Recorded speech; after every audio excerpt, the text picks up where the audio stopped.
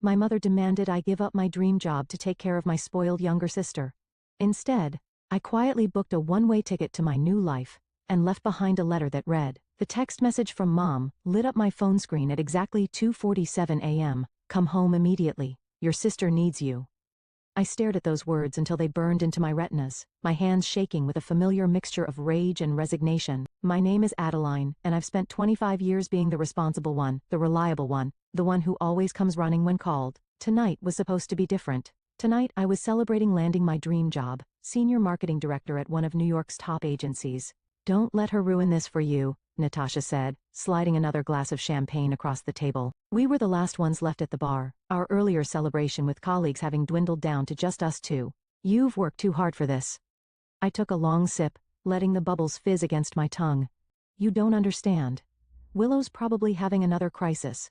Last time it was because she couldn't decide which luxury apartment to rent with Dad's money. Before that it was because her boyfriend dumped her for being too high maintenance. And your mother expects you to drop everything and fix it. Natasha's voice dripped with disapproval. That's what I do. That's what I've always done. I pulled up my mother's contact information, thumb hovering over the call button. Don't. Natasha grabbed my phone. At least wait until morning. But I knew better. The calls would keep coming and Mom's voice would get increasingly desperate until I gave in. I dialed her number. Finally, Mom's voice crackled through the speaker. Where have you been? Your sister's company is downsizing, and she might lose her entry-level position. She's devastated. I pressed my fingers against my temple. Mom, it's the middle of the night. What do you expect me to do about it right now? You need to come home and help her find a new job. And while you're at it, she needs help with her apartment hunting. The lease is up next month, and you know how overwhelmed she gets with paperwork. Mom, I can't. I just accepted a position in New York. I start in 3 weeks. The silence on the other end was deafening. When she spoke again, her voice was ice cold. You're choosing a job over your family. It's not just a job, Mom. It's my career, my future. I've worked years for this opportunity. Your sister needs you here. Family comes first, Adeline, always. She paused, and I could practically see her pursing her lips in disappointment. Besides, there are plenty of marketing jobs in Chicago. You can find something local. I caught Natasha's eye across the table. She was shaking her head vigorously. No, Mom, I'm not coming back, not this time. Then you leave me no choice. Mom's voice hardened. Either you come home and help your sister, or you can consider yourself no longer part of this family. The words hit me like a physical blow. Are you seriously giving me an ultimatum? I'm being realistic. Your father and I have supported you through college, helped you with your first apartment, and this is how you repay us. By abandoning your sister when she needs you most. I wanted to scream. To remind her that I'd worked 3 jobs through college while Willow got a free ride. That I'd paid back every penny they'd helped me with, while my sisters still lived off their credit cards at 22. Instead, I said quietly, I'll think about it, and hung up. Natasha reached across the table and squeezed my hand. You know what you have to do, right? I nodded slowly, a plan forming in my mind. I'm not going back, but I'm also not going to fight about it. What do you mean? I pulled out my laptop, the champagne forgotten. I'm booking a one-way ticket to New York for tomorrow. No arguments. No dramatic showdown. I'll leave them a letter explaining everything. Holy shit, Natasha whispered. You're really doing it. Watch me. My fingers flew across the keyboard as I booked the flight. 25 years of being the family doormat ends tonight. As I confirmed the purchase, my phone buzzed again. A text from Willow. Addie, please come home. I don't know what I'll do without you. For the first time in my life, I didn't respond. Instead, I opened a new document and began typing. Dear Mom, Dad, and Willow. The words flowed easily now, years of suppressed feelings finally finding their way onto the page.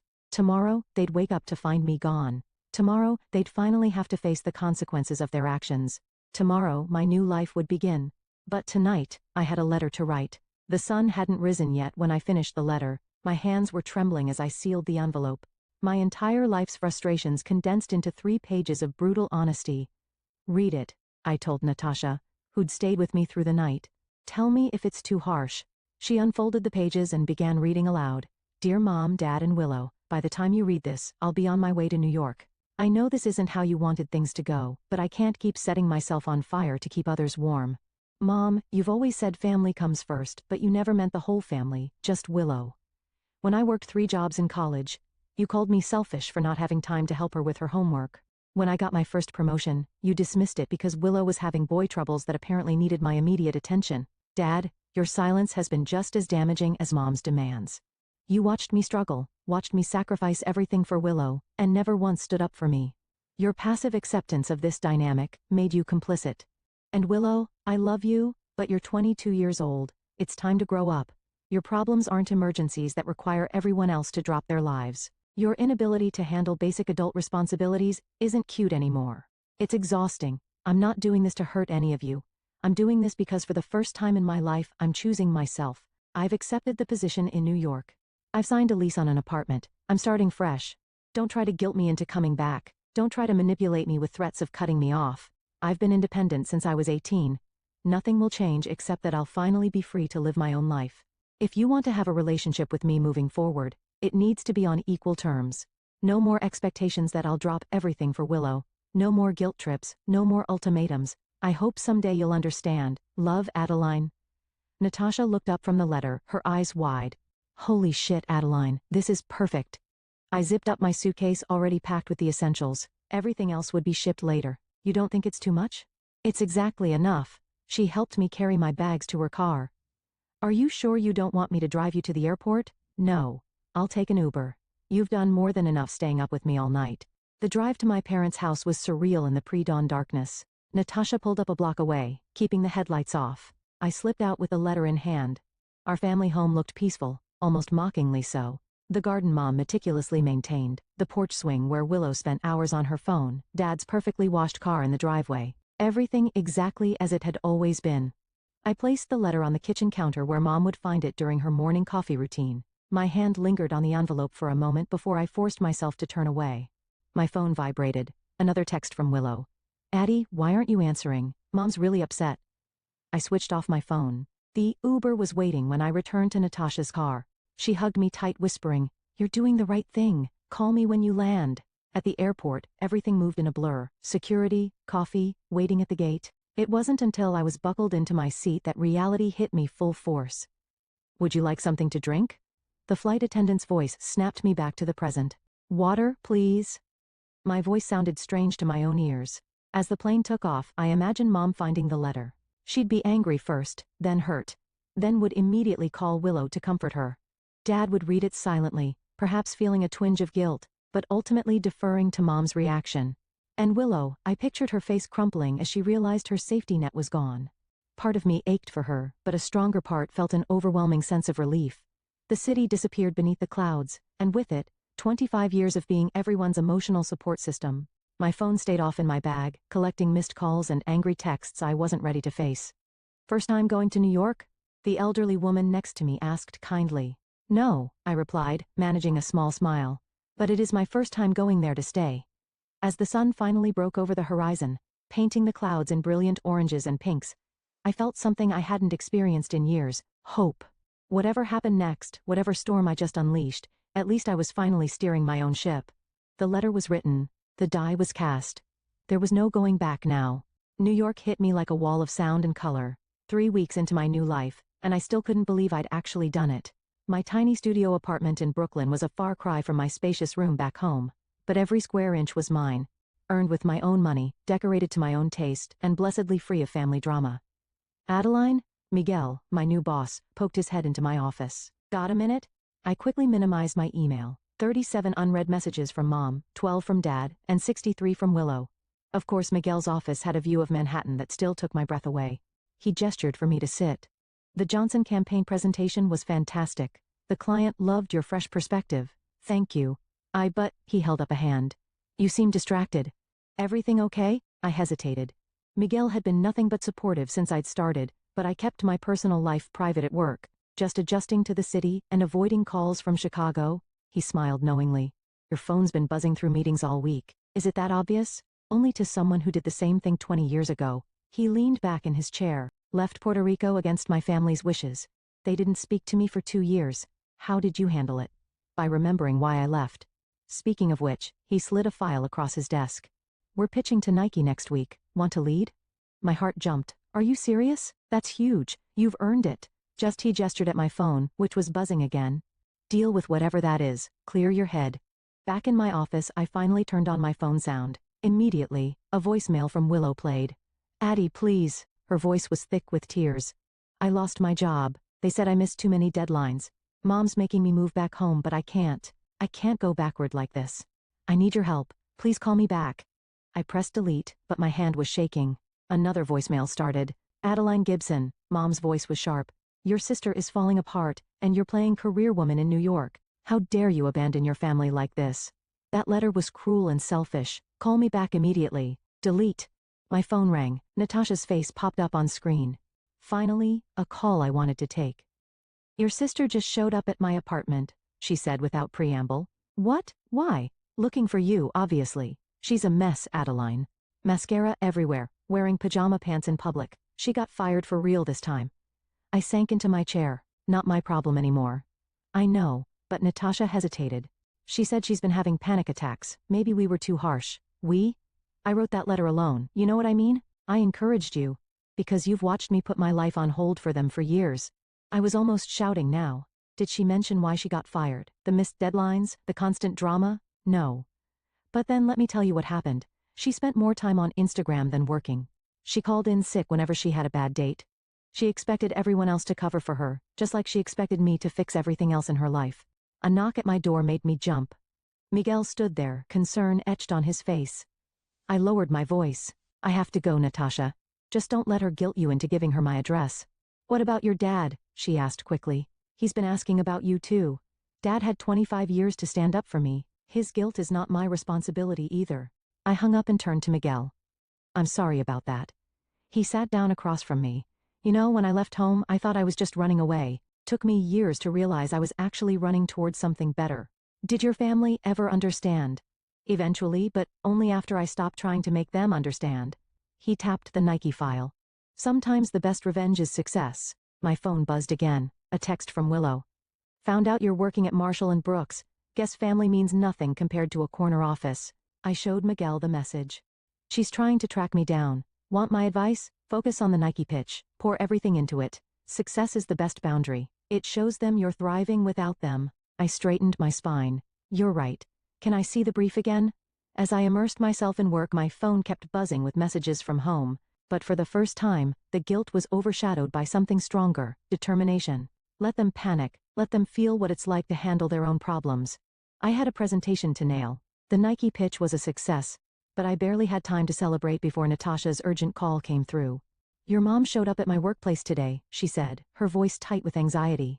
She's getting desperate, Adeline. I was walking home from the subway, the city's evening buzz surrounding me. What did she want? What do you think? She's trying to guilt me into revealing your address. But that's not the worst part. Natasha paused. Willow's really spiraling. She totaled her car last week. I stopped walking. What? Was she hurt? No. Just her pride. And Dad's credit card. She was texting while driving. But here's the thing, your parents refused to buy her a new one. Seriously. I leaned against a building processing this. Mom and Dad actually said no to Willow. Apparently, they can't afford it. Your dad's business isn't doing well. And with Willow moving back home, my phone beeped. Another incoming call. Mom, I have to go, Natasha. Thanks for letting me know. I answered Mom's call, bracing myself. Hello? Finally. Her voice was different, less commanding, more strained. Adeline, we need to talk about what you've done to this family. What I've done? I laughed incredulously. I made a career choice, Mom. I'm not the one who gave ultimatums. Your sister is falling apart. She's had to move back home. She can't find a job, and now she's having anxiety attacks. Is that what you wanted? I clutched my phone tighter. What I wanted was to live my own life without being Willow's permanent backup plan. She's your sister, and I'm your daughter. My voice echoed off the buildings, turning heads of passing strangers. But you never worried about my anxiety, did you? When I was working 3 jobs in college, when I had to cancel my own plans constantly to rescue Willow. A long silence followed. When Mom spoke again, her voice was quieter. We need you to come home just for a little while. Help her get back on her feet. No. Adeline, please, your father's business is struggling. We can't support her like we used to. So now that you can't enable her anymore, you want me to step in? I started walking again, faster now. That's not happening, Mom. You're being selfish. No. I'm being successful. I just landed the biggest account of my career. I have my own place, my own life. For the first time, I'm putting myself first, and it's working. Another silence. Then, your father wants to speak with you. Dad's voice came through, hesitant as always. Princess, we miss you. My steps faltered. Dad hadn't called me princess since I was little. Dad, I know we messed up. I know I should have done more, said Moore. Then why didn't you? It was easier not to rock the boat, but seeing what it's done to you, to all of us. He sighed heavily. Willow needs to learn to stand on her own feet. We see that now, but she doesn't know how. That's not my responsibility. No, it's ours. We failed both of you in different ways. His voice cracked. Just don't cut us off completely. Please. I reached my apartment building, fumbling for my keys. I need time, Dad. Space to build my own life without feeling guilty about it. I understand. But, Adeline. Yes? I'm proud of you for being strong enough to leave, for succeeding.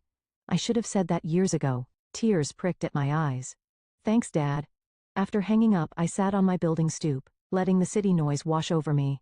My phone buzzed with a text from Willow. Everyone's mad at me, and it's all your fault. I hate you. Minutes later, another. I'm sorry, I don't hate you. I just don't know how to do this without you. I started typing, deleted it, started again. Finally, you'll figure it out.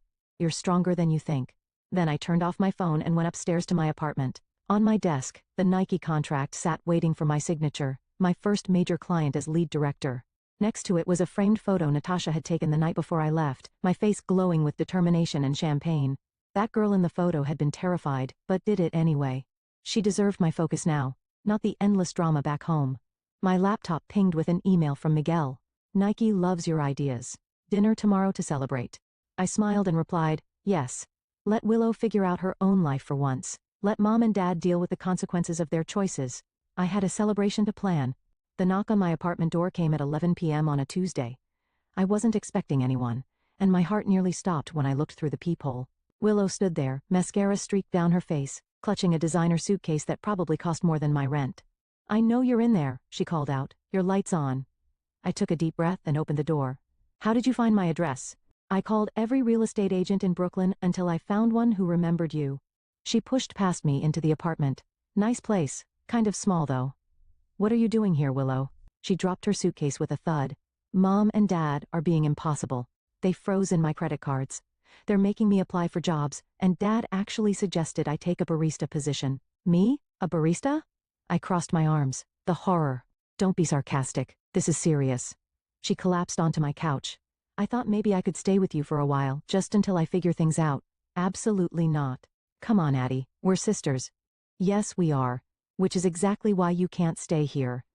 I remained standing, maintaining distance. This is what you always do, Willow.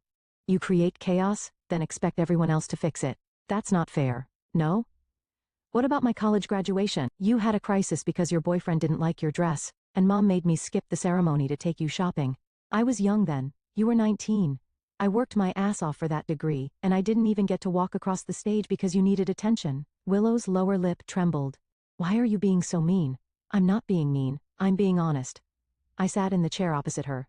Do you know what I was doing when Mom called that night demanding I come home to help you? She shook her head. I was celebrating landing this job, the biggest opportunity of my career, and Mom expected me to give it up because you might have to face consequences for once in your life. I didn't ask her to do that. No, you never explicitly ask Willow, you just cry and panic until someone fixes everything for you. She stood up abruptly, pacing my small living room. So what am I supposed to do? Live with Mom and Dad forever? Work as a barista? You're supposed to grow up. Get a job, any job. Learn to manage your money. Stop expecting other people to solve your problems. Easy for you to say. You've always been the perfect one, the responsible one. Because I had to be. My voice rose. Do you think I wanted to work 3 jobs in college? To miss out on parties and dating because I was too busy being your backup plan? Willow stopped pacing, her face crumpling. I didn't realize. No, you didn't. Because you never had to think about anyone but yourself. My phone buzzed. A text from Miguel about tomorrow's meeting. The real world, my new life, calling. You need to leave, I said firmly. Go home, Willow. Face your problems head on for once. Mom was right, she whispered. You've changed. You're cold now. No, I'm just done being everyone's safety net. I walked to the door and opened it. You can stay in a hotel tonight if you want, but you're not staying here. She grabbed her suitcase, tears flowing freely now. I thought you loved me. I do love you. That's why I'm not enabling you anymore. At the door she turned back. What if I can't do it? What if I fail? Then you'll learn from it and try again. That's what adults do. After she left, I sat on my couch shaking. My phone showed 3 missed calls from Mom already. Willow had obviously called her. I texted Natasha.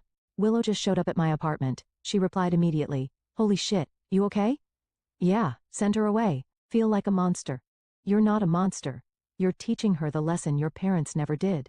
I looked around my apartment, small but mine, paid for with my own money, decorated with my own taste.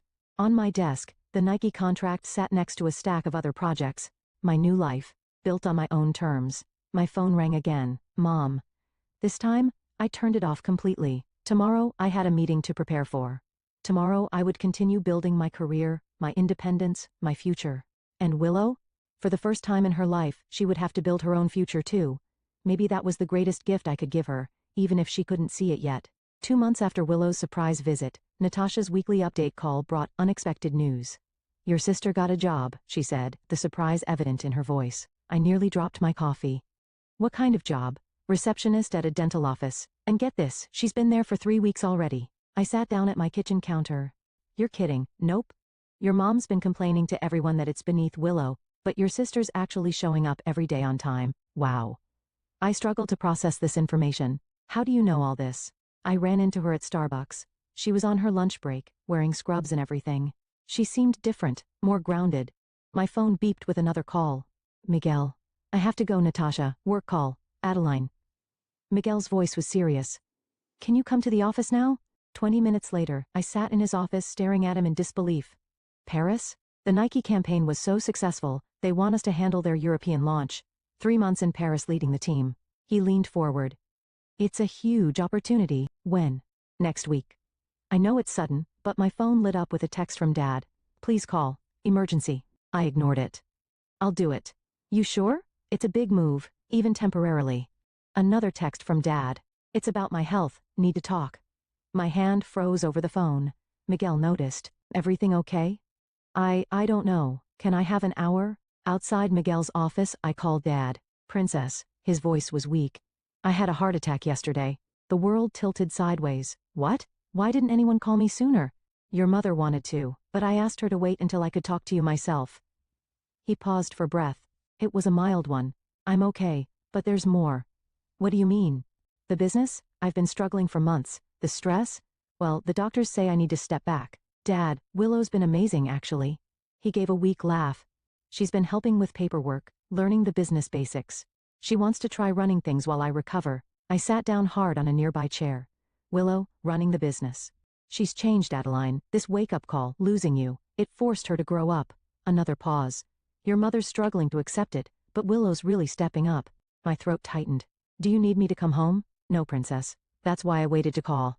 I didn't want you dropping everything and rushing back. We're managing. He coughed slightly. Willow insisted on handling things herself, said it was time she took responsibility. I wiped away unexpected tears. Who are you, and what have you done with my family? He chuckled, then grew serious. We failed you for so long, Adeline. Letting you carry everything, making you responsible for everyone else's happiness. I see that now. Dad, no, let me finish. You're leaving. It forced us all to change. Your mother's still adjusting, but she's trying. And Willow, he sounded proud. She's becoming the person she could have been all along if we hadn't babied her so much. Miguel appeared in the doorway tapping his watch. Dad, I have to go. I'm in the middle of something at work, but I'll call tonight. Okay? Of course. Go be successful. We're okay here? I walked back into Miguel's office, my mind spinning. Everything all right? He asked. My dad had a heart attack. Jesus. Look, forget Paris. Family comes first. No. I straightened up. My sister's handling it, and for the first time in my life I actually believe she can. You sure? I thought about Willow in scrubs, showing up to work every day. Willow learning the family business. Willow finally growing up. Yes, I'm sure. I picked up the Paris contract. Where do I sign? That night, I called Natasha to tell her about Paris. She squealed with excitement, then turned serious. Your mom called me today, about your dad. I know about the heart attack. No, not that. She wanted me to tell you she's sorry. Actually, use those words. I sat in silence, letting that sink in. She said she's been seeing a therapist, working on her control issues. Natasha paused. People can change, Adeline. Yeah, I said softly, looking at my packed suitcase for Paris. I'm starting to believe that. My phone buzzed with a text from Willow. Heard about Paris. Congratulations, I mean it. For the first time since I'd left, I felt something shift, not forgiveness exactly, but possibility. Maybe we all needed to find our own paths to grow up. Paris was everything I'd dreamed of, and more. But Dad's second heart attack brought me home after just 6 weeks. Standing outside his hospital room, I barely recognized my sister in her business attire, typing furiously on her laptop. The insurance company is being difficult, Willow said without looking up, but I've got it handled. When was the last time you slept? She finally met my eyes, dark circles evident under her makeup. Tuesday maybe. I'm trying to run the business, deal with insurance and coordinate with Dad's doctors. She's not coping well. Where is she? Cafeteria. She stress bakes now. The nurses are getting tired of her muffins. I sat beside her. How bad is it? The doctors say he needs bypass surgery. Triple bypass. Her voice cracked slightly. The business is struggling, and our insurance has a massive deductible. I've been going through the books, trying to figure something out. I can help with the medical bills, I offered. No. Willow's response was immediate. You've got your life in Paris. I've got this. Willow, I mean it, Addie. I'm not that helpless girl anymore. She showed me her laptop screen. Look, I've already restructured some of Dad's business loans, found ways to cut costs without laying anyone off. I just need to figure out the insurance situation. Mom appeared with a basket of muffins, stopping short when she saw me. Adeline, you're here. Of course I'm here. She set down the muffins and hugged me awkwardly. I didn't think with your important Paris job. It's Dad, I said simply. Tears filled her eyes. I'm sorry for everything. I know it's too late, but Mom, Willow interrupted. The doctor's here. The surgeon explained the procedure, risks, and recovery time. Mom started crying again. Willow took notes on her laptop. I watched them both, feeling like I'd stepped into an alternate universe. The surgery is scheduled for tomorrow morning, the doctor concluded. Any questions? The insurance, Willow began, is approved, a familiar voice said behind us. We turned to see Miguel standing there, looking out of place in his designer suit. What are you doing here? I asked. Handling the insurance situation. He handed Willow some papers. The company's international health coverage extends to immediate family of employees on overseas assignments. I had them backdated to when you accepted the Paris position. Willow scanned the documents, her hands shaking. This covers everything. The surgery, the recovery, all of it. Miguel, I started, but he held up his hand. The Paris team can handle things for a few more weeks. Take care of your family. After he left, Mom turned to me. He seems nice. He's my boss, Mom. A boss who flew from Paris to help with your father's insurance. She raised an eyebrow. People don't do that for just employees. Can we focus? Willow was back to her laptop. We need to prepare for Dad's recovery. He'll need care at home, physical therapy. I'll handle that, Mom said quietly. I've been talking to someone, a therapist, learning to be more present, less controlling. Mom's actually cooking now, Willow added. Real food, not just stress baking. And you, I asked Willow, how are you really doing with all this? She closed her laptop, terrified, overwhelmed but also capable. For the first time in my life I know I can handle things, even if they're hard, even if I'm scared. Your sister's become quite the businesswoman, Mom said proudly. She reminds me of you sometimes. No. Willow shook her head. I'm not trying to be Adeline anymore. I'm trying to be me, just a better version. Dad was awake when we entered his room. My girls, he smiled weakly. All 3 of you together. The surgery's approved, Willow told him. Everything's arranged. Never doubted you for a minute, sweetheart. He turned to me. Paris treating you well. It can wait, I said. Family comes first. Mom flinched at her own words being turned around, but Dad just smiled. No, princess. Family comes first doesn't mean sacrificing yourself. It means supporting each other while everyone grows. He squeezed my hand. Go back to Paris after the surgery. We've got this covered. Looking at Willow's quiet confidence, Mom's softened edges, and Dad's proud smile, I realized he was right. This wasn't the family I'd fled from months ago. We'd all changed, grown, learned to stand on our own and support each other in healthier ways. Okay, I agreed, but I'm staying until you're recovered from surgery. Deal, Willow said. Now, let's talk about your marketing expertise. The business could use some fresh ideas. We spent the night planning, talking, and actually listening to each other. It wasn't perfect, but it was progress, and sometimes, that's enough. Welcome to Gibson and Gibson Marketing. Willow greeted me at the door of Dad's renovated office building. What do you think? I stared at the modern glass entrance, the sleek new logo, and the bustling employees visible through the windows. I barely recognize it. Wait until you see inside. She led me through, proudly pointing out changes. We've doubled our client base since implementing your marketing strategies.